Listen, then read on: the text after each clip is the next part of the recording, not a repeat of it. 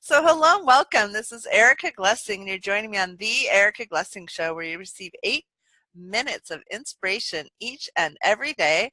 And I really do my best to bring in entrepreneurs from all walks of life. And I love this guy, AJ Amyx. He put down his guitar Sure I and did. built Twitter Rockstar. So welcome, AJ. Thank you How so are much. you? I'm awesome, man. I just got back from Utah. I've been on the deserts in Utah, so I'm like full of fire this afternoon now. So I'm full of fire this afternoon. Have been all day. So tell me about professional musician. What was that like? Tell me about that life. It's like being a truck driver, where you spend more time driving the tour bus and stuff to where you're going more than playing music. So it's awesome because you're playing in front of thousands of people. You're inspiring thousands of people. You're creating an experience for thousands of people. But you're spending probably 80% of your time rehearsing and driving. Wow. Who knew, right? Exactly. I And if didn't you know when don't we got travel there. with your bus, then you don't have all your stuff when you get there. So it's kind of part of the game, I guess. 100%. Yep. Either that or you have a big trailer. We had a trailer that we pulled for a while, and we slept in Walmart parking lots, venue floors, you name it. We probably slept there. The glamorous life. Exactly. Exactly. So tell me about the transition into business. What was that like for you, and how did that come about? Yeah, it's been an ongoing, constant game of expansion for me. So even in the game of music, I still did business. I got us radio play. I brokered our radio offers, our record offers. I raised our funding for a tour bus. I designed all of our merch. I sold all of our merch. I did everything a manager would do. I did that, but I also wrote songs. I also, produced songs with the guys. It was a very co-creative process, right? But I love the game of marketing and business. So when we decided to part ways in October of 2009, I had a choice. Do I put together another group of guys, which I'm very good at, or do I go into the game of marketing and business? Well, ultimately, I read a book called The 4-Hour Workweek by Tim Ferriss, and I Love that was book. introduced to this concept of lifestyle Yeah. design. So I'm like, well, man, Yeah. if Tim can pull this off, I can pull this off. I don't know what that's going to look like, but I'm all in for that game. Why didn't they teach me that in university? So ultimately, that took me into the game of understanding of being introduced to Brendon Burchard, Mike Koenigs, and the Jeff Walkers, the big internet launches that were going on in 2009, 10. Jeff Reese was doing his $1 Million Day in the launch space at internet marketing. And so I could see the trends, and I bought a course by Mike Koenigs in 2011, I believe was the year, called Social Media Marketing Machines.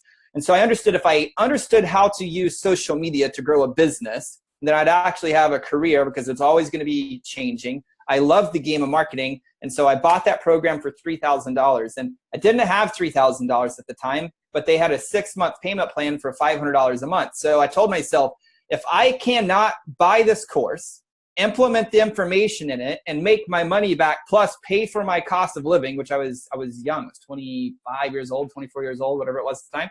My overhead was not much. I was like, I might as well just die. Like for me, I live at the extremes. Highs are highs, lows are lows. It's just the way I play this game. So I bought the course. I devoured the course. I implemented the course. I joined the Chamber of Commerce, and I picked up my first client that day for $2,400.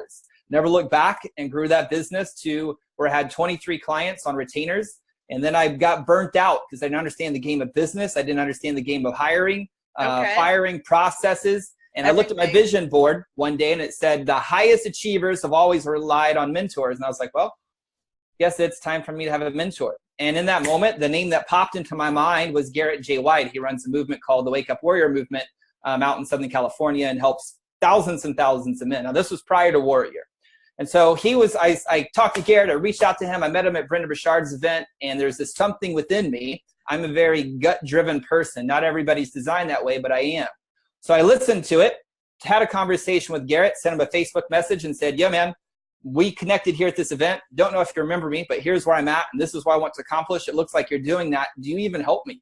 Do you even help people like me? I don't even know Yeah, what the I hell it is want that to you do. just pause you for a moment, AJ. I really want to share with people like the enter the message. I kind of just want to blow up this message just a little bit as we look at it's not really working for me this way, so I'm going to get some help. And I think so many entrepreneurs say, it's not really working for me this way, but I'm going to rely on me to do everything anyways. Sure. Or, you know what I'm saying? And what I got from what you said was, hey, if this isn't really working, it's time to reach out. It's time to step it up. It's not time to get smaller with it. And I can totally understand the burning out in one or two things because, you know, as entrepreneurs, we go, go, go, go, go, go, go. And Sure. then all of a sudden it's like not going. And then we're like, oh my gosh. So I love that. And I am familiar with the work of that person. I think through Kevin Nations introduced me to the work of him. Beautiful. And he's very intense and passionate about what For he sure. does. And he actually had a similar situation where he was going, going, going, going, and he wasn't really making any money. And and I think Kevin said to him something like, "Are you just bringing in clients that are pussies?" Which always made me laugh because I'm like, "What's wrong with pussies?" But anyways, and he wrote it on his arm. I remember And that then post. he like shifted who he worked with. And Yep. that changed everything, like changed everything. He just shifted who he worked with. And in a dime, his whole entire planet changed and then led Sure. to all the things that he did. So tell me a little bit more about, so you brought in a mentor. Yep. And because we only have an 8-minute show, we're going to have to jump over some of these Sure. pieces. And why don't we go to kind of your operating mode now? And I love how you lay out like how people can work with you. So we're going to skip some parts and they're going to have to find you to get more about parts. And tell us a little bit now about like what happened, what's happening now with how you operate and how you up-leveled everything. So I thought if I understood marketing and sales, and this is why we reached out to Garrett, and Garrett taught me the game of how to master modern day marketing and sales. But I was still struggling. I was like, why can't I not hit $100,000 a year? Why am I stuck at this $50 to $60 to $70,000 a year? Like, what takes you to 100 to 300? And what was missing is it wasn't marketing or sales, and it wasn't even mindset. It was actually understanding core principles that operate on the planet, which is this idea of what I call core power. And so the world has some laws of nature, one being the law of being, which is the world will give you exactly that which you give yourself. So if I'm looking outside of myself for validation and approval from the marketplace to say, hey, this program's worthy, you're good enough, the marketplace will show up and give me opportunities to express that I am not good enough. If I am looking to hire a coach, not just to collapse time, but to save me, I'm not going to be saved because at the root of who I am, I'm broken. And so as a result, the marketplace will show up to mirror that. This is what the gurus have said for thousands and thousands of years. As within, so without, right? Or they'll say the external world is a mirror of the internal world. Now, I've studied personal development for a really long time. Like, I understand intellectually this game of personal development, this game of spirituality. But yet, how do we make this shit fucking practical so we can actually have a human experience that changes not our own lives, but every fucking person we meet on the planet? Because ultimately, that's what we're here to do, is to be human and have expressions as the divine co-creator with this life.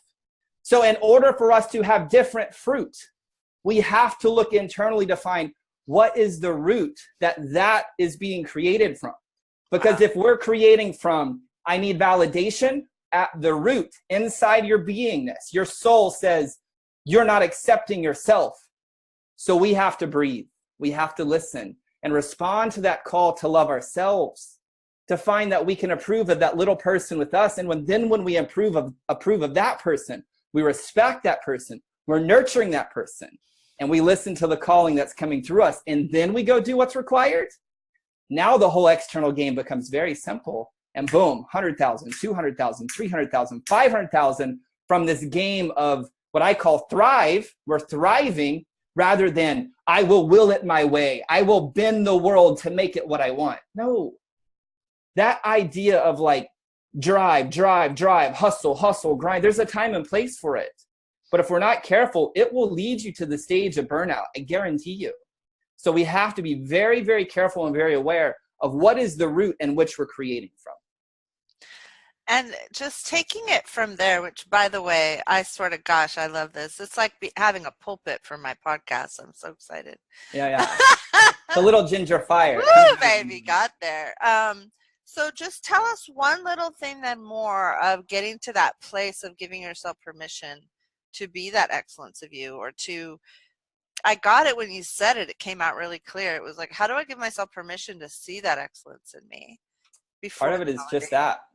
Yeah. Part of it is giving yourself from permission to see that you need nothing, you deserve everything.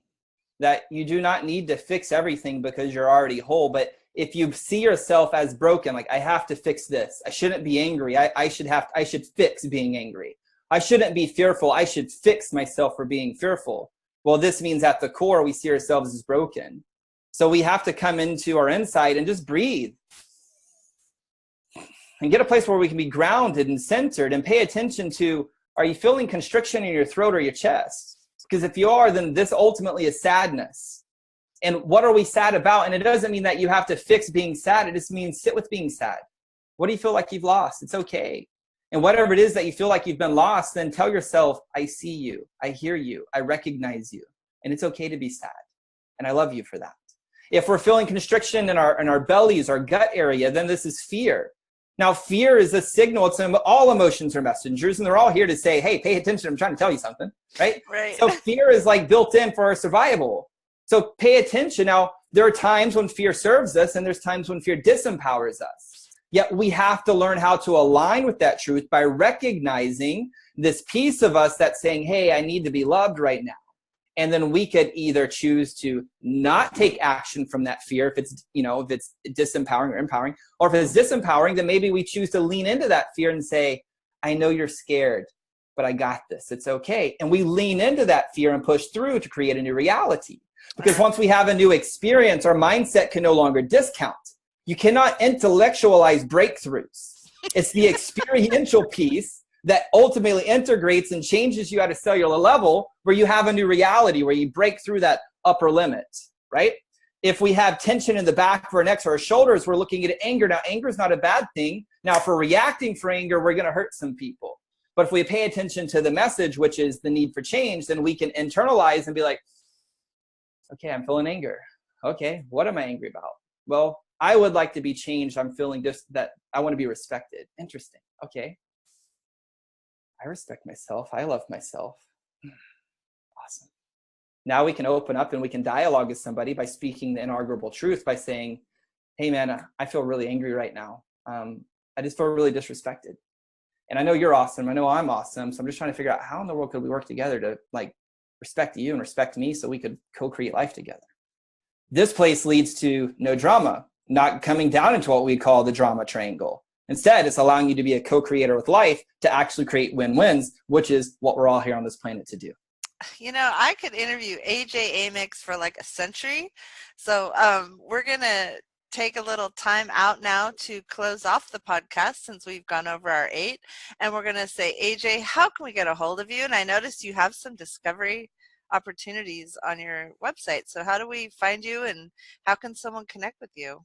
Yeah, the best place to start is go to ajamyx, AMYX.com/6 figure training. There's a free training there. It's a really, really good training. So go to ajamyx.com/6 figure training. That's a great place. Or you can just go to ajamyx.com and you can connect with me, find my social, all that good stuff. Awesome. Thank you for coming. You bet. Appreciate it. Thank you.